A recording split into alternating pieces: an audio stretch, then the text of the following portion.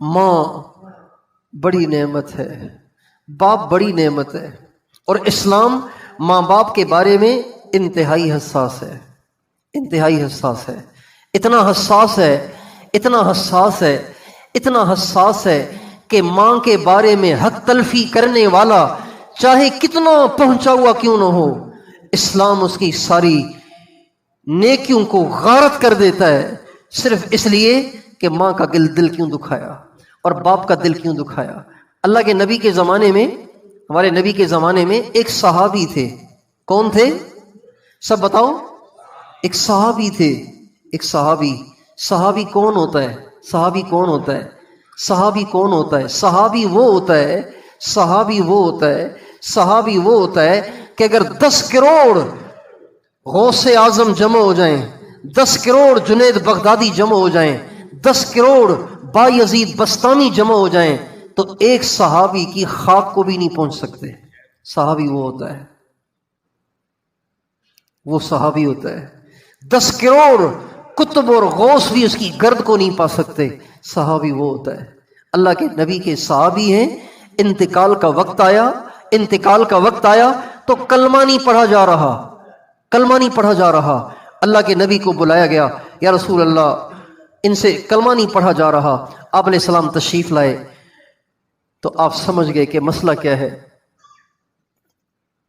جب ان سے کلمہ نہیں پڑھا گیا تو آپ نے فرمایا اس کی ماں زندہ ہے؟ کہا جی۔ فرمایا بلاؤ اس کو۔ جب وہ آئیں تو پوچھا کہ ان کے ساتھ آپ کا کیا مسئلہ ہے؟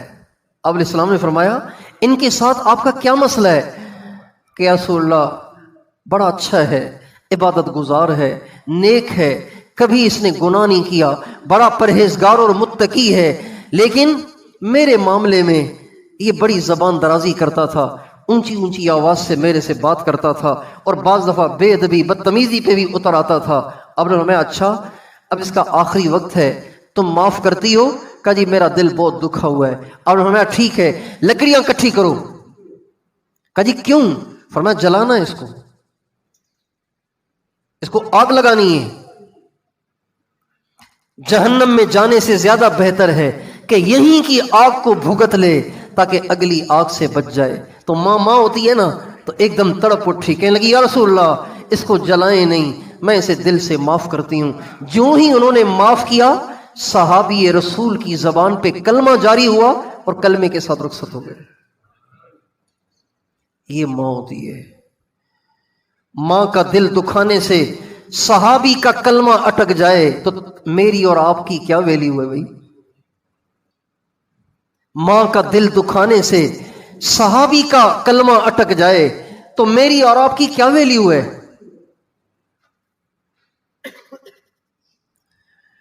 ہمارے نبی کے پاس ایک صحابی آئے، وہ صحابی جو تھے ان کا ہاتھ ذرا کھلا تھا، ہاتھ کھلا تھا۔ بعض لوگوں کا ہاتھ کھلا ہوتا ہے نا، تو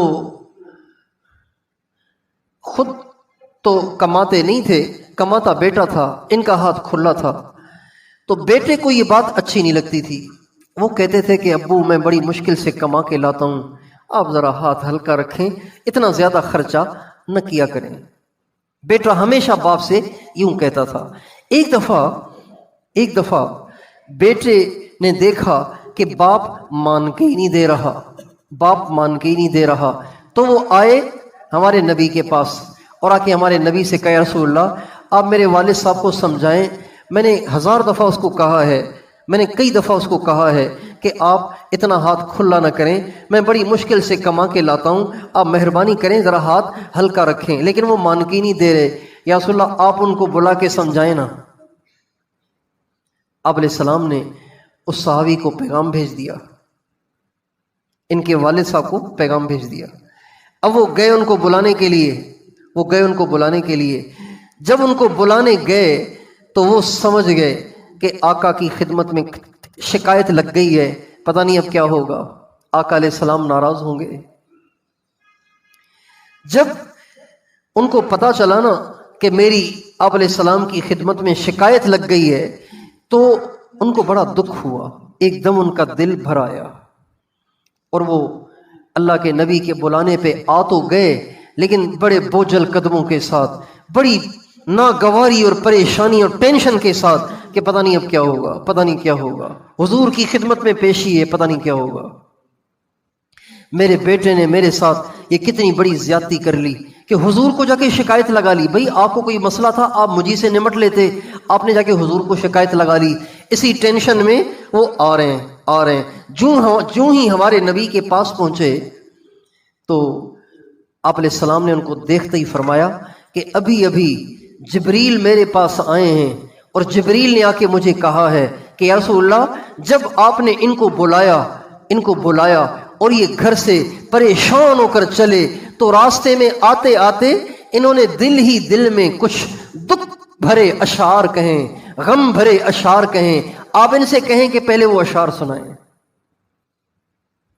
وہ صحابی کہنے لگے یا رسول اللہ بے شک ہم تو آپ کو ویسے ہی مانتے ہیں لیکن آپ کی ہر بات ہمارے ایمان کو بڑھائی دیتی ہے۔ یہ اشعار میں نے دل ہی دل میں کہے، نہ بیوی کو پتہ ہے، نہ بچوں کو پتہ ہے، نہ میں نے ان کو زبان سے دہرایا، دل ہی دل میں میرے دل میں وہ اشعار دکھ بن کر ابھرتے رہے اور میں ان کو ذہن میں محفوظ کرتا رہا۔ جبریل نے آ کے آپ کو یہ بھی بات بتا دی، چنانچہ انہوں نے آپ کو وہ اشعار سنائے اور ہمیں وہ اشعار سناؤ۔ صحابہ بیٹھے ہوئے تھے اور صحابہ بھی تھے، انہوں نے اشعار سنائے۔ غزوتک مولودا ومنتک یافعا تعل بما اجنی علیک وتنہل اذا لیلۃ ضافتک بالسقم لم ابت لسقمک الا ساہرا اتململ۔ میرے بچے تجھے یاد ہے جب تو چھوٹا سا تھا میں نے کس طرح پال پوس کے تجھے اتنا بڑا جوان کیا ہے، تجھے معلوم ہی نہیں ہے کہ میں نے تجھے جوان کرنے کے لیے کیا کیا پاپڑ بیلے اور کہاں کہاں کی خاک چھانی اور کہاں کہاں اپنی جوانی کو میں نے گھلایا اور اس طرح اپنی زندگی قربان کر کے میں نے تجھے جوان کیا۔ اور تجھے یاد ہے جب کبھی تو بیمار ہوتا تھا تو میرے بچے بیمار تو ہوتا تھا لیکن تیری بیماری سے اصل میں بیمار میں ہو جاتا تھا، اور تو ساری رات اگر جاگتا تھا تو میں بھی تیرے ساتھ ساری رات جاگتا تھا، تو بیمار ہوتا تھا تو میں بھی بیمار ہو جاتا تھا، تو ہنستا تھا تو تیری ہنسی کو دیکھ کے مجھے ہنسی آتی تھی، تو روتا تھا تو تجھ سے زیادہ میں روتا تھا۔ اس طرح سے انہوں نے پورا قصیدہ آپ علیہ السلام کو سنایا۔ فلما بلغت السن والغایۃ التی الیہا مدا ما کنت فیک اؤمل جعلت جزائی غلظۃ وفظاظۃ کأنک انت المنعم المتفضل۔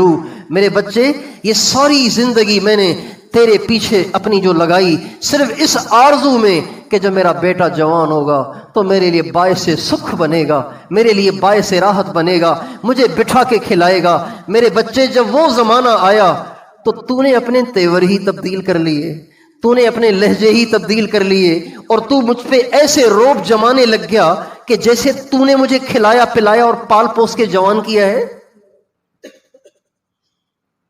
فلیتک اذ لم ترع حق ابوتی فعلت کما الجار المصاقب یفعل۔ میرے بچے اگر تو میرے ساتھ باپ والا سلوک نہیں کر سکتا تھا تو کسی نیک اور اچھے پڑوسی جیسا ہی سلوک کر لیتا۔ تو نے چند پیسوں کی خاطر، چند ٹکوں کی خاطر نبیوں کے امام کی خدمت میں میری شکایت لگا دی، یہ تو نے مجھ پہ کیا ظلم ڈھا دیا؟ محبوب کی خدمت میں شکایت ہی لگا دی۔ جب یہ اشعار انہوں نے آپ علیہ السلام کو سنائے تو آپ علیہ السلام بہت روئے، صحابہ بھی روئے، اور اس نے جو مقدمہ دائر کیا تھا، جو شکایت لگائی تھی، آپ علیہ السلام نے ان کے والد سے نہ صفائی پوچھی نہ مسئلہ پوچھا، بلکہ آپ نے اس بیٹے کو قریب کیا اور اس کے گریبان میں ہاتھ ڈالا اور جھنجھوڑ کے فرمایا چلے جا، چلا جا، اذهب انت ومالک لابی، چلا جا، تو اور تیرا مال سب تیرے باپ کا ہے، تو بھی تیرے باپ کا ہے، تیرا مال بھی تیرے باپ کا ہے۔